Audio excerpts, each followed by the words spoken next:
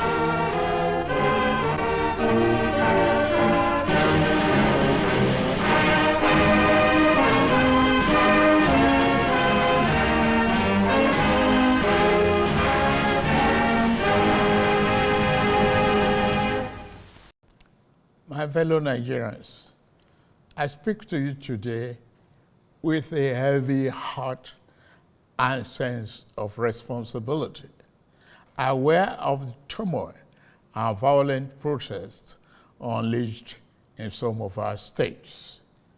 Notably, among the protesters were young Nigerians who desired a better and more progressive country where their dreams, hope, and personal aspiration will be fulfilled. I am especially pained by the loss of lives in Borno, Jigawa, Kano, Kaduna, and other states, the destruction of facilities in some states, and the wanton looting of supermarkets and shops, contrary to the promise of protest organizers that the protest will be peaceful across the country. The destruction of properties set us back as a nation, as scarce resources will be again used to restore them. I commiserate with the families and relations of those who have died in the protest. We must stop further bloodshed, violence, and destruction.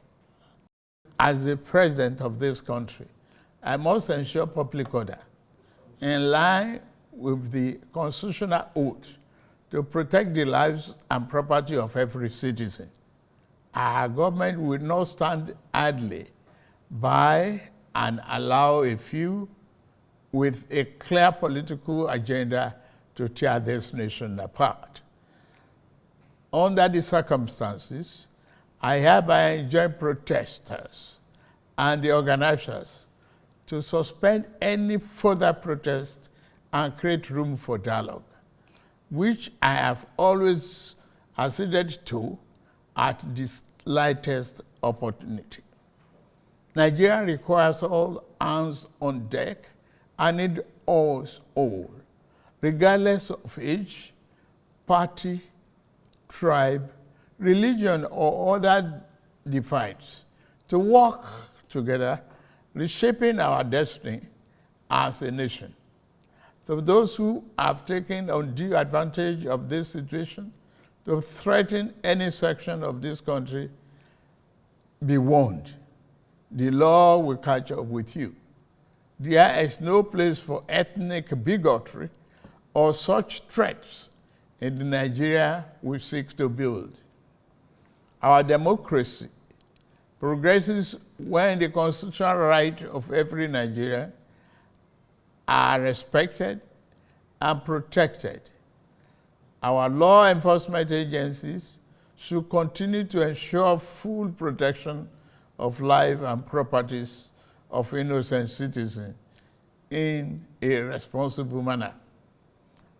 My vision for our country is one of a just and prosperous nation where each person may enjoy the peace, freedom, and meaningful livelihood that only democratic good governance can provide.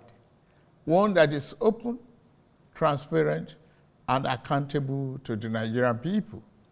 For decades, our economy has remained anemic and taken a dip because of many misalignments that have stunted our growth. Just over a year ago, our dear country, Nigeria, reached a point where we couldn't afford to continue the use of temporary solutions to solve long-term problems for the sake of now and our unborn generations. I therefore took the painful yet necessary decision to remove fuel subsidy and abolish multiple foreign exchange systems, which had constituted a noose around the economic jugular of our nation and impede our economic development and progress. These actions block the greedy and the profit that smugglers and rent seekers made.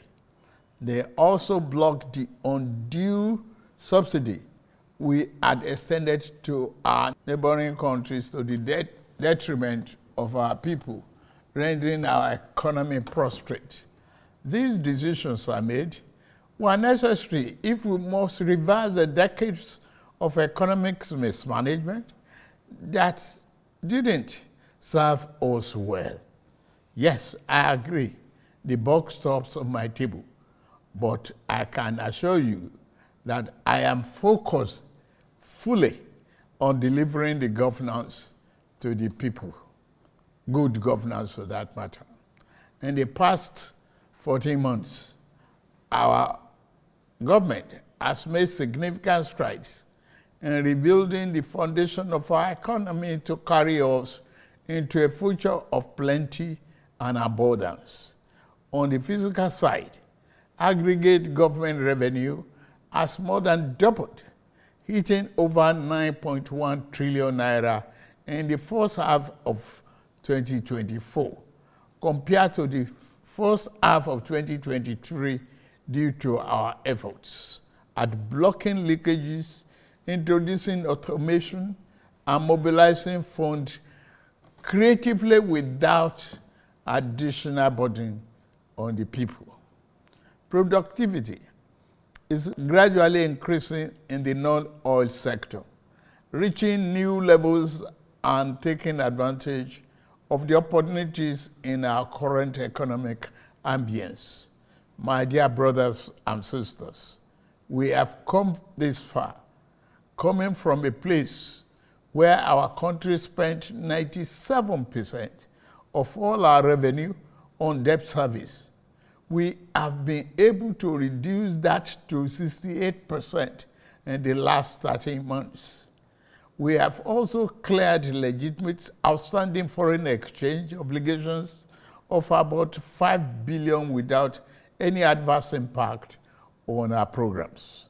This has given us more financial freedom and room to spend more money on you, our citizens, to fund essential social services like education and healthcare. It has also led to our state and local government receiving highest allocation ever in our country's history from the Federation account. We have also embarked on major infrastructure projects across the country. We are working to complete inherited projects critical to our economic prosperity, including roads, bridges, railways, power, and oil and gas development. Notably, the Lagos-Calabar Coastal Highway and Sokoto-Badagry Highway projects will open up 16 connecting states, creating thousands of jobs and boosting economic output through trade, tourism, and cultural integration. Our once declining oil and gas industry is experiencing a resurgence on the back of the reforms I announced in May 2024 to address the gaps in the Petroleum Industry Act. Last month, we increased our oil production to 1.61 million barrels per day, and our gas assets are receiving the attention they deserve. Investors are coming back, and we have already seen 2 foreign direct investments signed over $500 million since then. Fellow Nigerians, we are a country blessed with both oil and gas resources, but we met a country that had been dependent solely on oil-based petrol, neglecting its gas resources to power the economy. We were also using our hard-earned foreign exchange to pay for and subsidize the use. To address this, we immediately launched our compressed natural gas initiative, CNG, to power our transportation economy and bring us down. This will save over 2 trillion naira a month being used to import PMS and AGO and free up our resources for more investment in healthcare and education. To this end, we'll be distributing 1 million kits of extremely low or no cost to commercial vehicles that transport people and goods and who currently consume 80% of imported PMS and AGO. We have started the distribution of conversion kits and setting up of conversion centers across the country in conjunction with the private sector. We believe that this CNG initiative will reduce transportation costs by approximately 60% and help to curb inflation. Our administration has shown its commitment to the youth by setting up the student loan scheme. To date, 45.6 billion has already been processed for payment to students and their respective institutions. I encourage more of our vibrant youth population to take advantage of this opportunity. We established the Consumer Credit Corporation with over 200 billion to help Nigerians to acquire essential products without the need for immediate cash payment, making life easier for millions of households. This will consequently reduce corruption and eliminate cash and opaque transactions. This week, I ordered the release of an additional 50 billion naira, each for NEL Fund, the student loan, and Credit Corporation for the proceeds of crime recovered by the EFCC. Additionally, we have secured $620 million under the Digital and Creative Enterprises, IDICE, a program to empower our young people, creating millions of IT and technical jobs that will make them globally competitive. This program, including the 3 million technical talent scheme, unfortunately, one of digital centers was vandalized during the protests in Kano. What a shame. In addition, we have introduced the Skill Up Artisans Program, SUPER, the Nigerian Youth Academy, NIA, and the National Youth Talent Export Program, NATEP. Also, more than 570 billion has been released to the 36 states to expand livelihood support to their citizens, while 600,000 nano businesses have benefited from our nano grants. An additional 400,000 more nano businesses are expected to benefit. Furthermore, 75,000 beneficiaries have processed to receive our 1 million micro and small business single-digit interest loans starting this month. We have also built 10 MSME hubs within the past year, created 240,000 jobs through them, and 5 more hubs are in progress, which will be ready by October this year. Payments of 1 billion each also have been made to large manufacturers under our single-digit loan to boost manufacturing output and stimulate growth. I signed the national minimum wage into law last week, and the lowest earning worker will now earn at least 70,000 naira a month. 6 months ago in Kasana, Abuja, I inaugurated the first phase of our ambitious housing initiative, the Renew Hope City and Estate. This project is the first of 6 we have planned across the nation's geopolitical zones.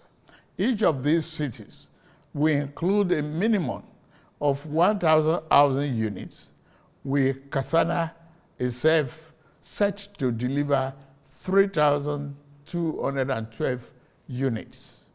In addition to this city project, we are also launching the Renew Hope Estate in every state, each comprising 500 housing units. Our goal is to complete a total of 100,000 housing units over the next 3 years. This initiative is not only about providing homes, but also about creating thousands of jobs across the nation, as well as stimulating economic growth. We are providing incentives to farmers to increase food production at affordable prices. I have directed that tariffs and other import duties should be removed on rice, wheat, maize, sorghum, and drugs, and other pharmaceutical medical supplies for the next 6 months, in the first instance, to help drive down the prices. I have been meeting with our governors and key ministers to accelerate food production. We've distributed fertilizers. Our target is to cultivate more than 10 million hectares of land to grow what we eat. The federal government will provide all necessary incentives for this initiative, whilst the state provide the land, which will put millions of our people to work and further increase food production. In the past few months, we have also ordered mechanized farming equipment, such as tractors and planters, worth billions of naira from the United States, Belarus, and Brazil. I can confirm to you that the equipment is on the way. My dear Nigerians, especially our youths, I have heard you loud and clear. I understand the pain and the frustration that drive this protest, and I want to assure you that our government is committed to listening and addressing the concerns of our citizens. But we must not let violence and destruction tear our nation apart. We must work together to build a brighter future where every Nigerian can live with dignity and prosperity. The task before us is a collective one, and I am leading the charge as your president. A lot of work has gone into stabilizing our economy, and I must stay focused on ensuring that the benefits reached every single Nigerian as we promised. My administration is working very hard to improve and expand our national infrastructure and create more opportunities for our young people.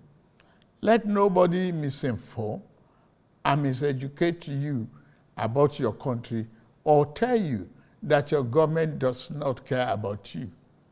Although there have been many dashed hopes in the past, we are in a new era of renewed hope. We are working hard, and the result will soon be visible and concrete for everyone to see, feel, and enjoy. Let us work together to build a brighter future for ourselves and for generations to come. Let's choose hope over fear, unity over division, and progress over stagnation. The economy is recovering. Please, don't shut out this oxygen. Now that we have been enjoying democratic governance for 25 years, do not let the extremists of enemies of democracy use you to promote an unconstitutional agenda that will set us back on our democratic journey. Forward ever, backward never. In conclusion, security operatives should continue to maintain peace, law, and order in our country, following the necessary Convention on Human Rights, to which Nigeria is a signatory. The safety and security of all Nigerians are paramount. Thank God and thank you for your attention. And may God continue to bless our great nation. Thank you very much.